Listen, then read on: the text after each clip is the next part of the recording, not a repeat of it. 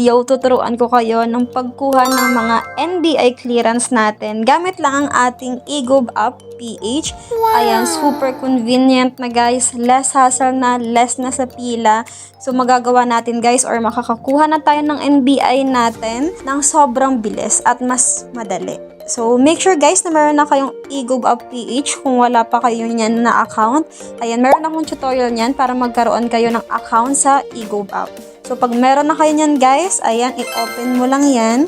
Pag ma-open mo na yan guys, lalabas lang dyan yung PIN mo o yung password mo para ma-open mo yung eGov app mo.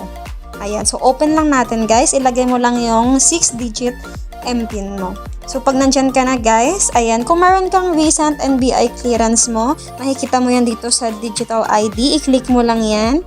So, lalabas dyan yung clearance mo or NBI clearance mo. Kung expired na, katulad nito guys, lalabas din yan dyan. So, pero kung wala ka pang NBI clearance guys, punta ka lang sa home mo, pumunta ka sa search button sa taas, i-search mo ang NBI clearance. So, ito na po lahat ng lalabas. So, nakalagay dito, NBI clearance and NBI website. So, para mapunta ka sa tamang website ng NBI, so, i-click mo lang yung pangalawa.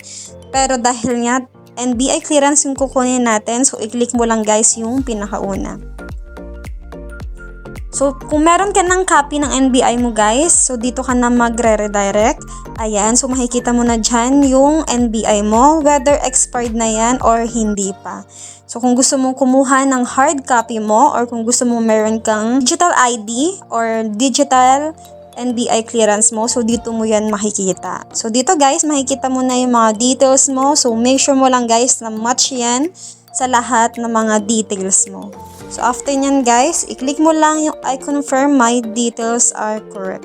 Ayan. Pero kung gusto mo guys i-edit yung mga details mo dito, so, nandito naman guys yung edit. I-click mo lang yan. Tapos, i-click mo lang guys yung renew clearance kung expired na yung NBI mo. Pag nandyan ka na guys, mamimili ka na ng door-to-door delivery kung gusto mo bang mahatid mismo sa bahay mo or for pick-up. Ayan. Kung for pick-up ang pipiliin mo guys, free lang siya, wala kang babayaran. And dito sa select pick-up center, so as you can see, dami nagtatanong dito na yung main center lang daw or main office ang nakalagay kung saan mo siya pwede ma-pick up. So, wala pa tayong choice dyan guys kung wala pa silang nilalagay ng mga malalapit na branch sa atin. Ayan. So, kung for pick up ang pipiliin mo at kung malayo ka dito sa main office nila, so, nasa sayo yan guys kung pipiliin mo yung door-to-door delivery. So, i-deliver naman yan mismo sa bahay mo. Pero may charge lang siya guys na 200 pesos bukod pa doon sa bayad sa NBI mo.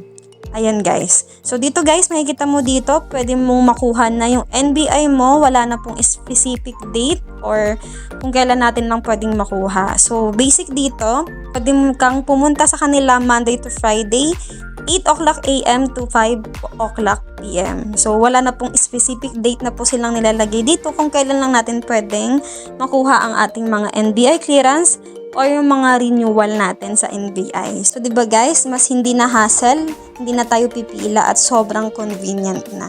So, ganyan lang guys. Tapos, after nun, kung magpipay ka na, piliin mo lang or pindutin mo lang yung pay. Tapos, makikita mo na dito guys, yung pinaka-amount ng babayaran mo sa lahat. Tapos, meron ditong payment option. Mamimili ka kung bank over the counter, online bank, cash payment, SCPay, 7-Eleven, Visa or Mastercard, GCash, Maya, ShopeePay, and DragonPay. So, kung GCash ka, kung mas convenient sa'yo yung GCash, i-click mo lang yan. Tapos, i-click mo lang yung Pay with GCash.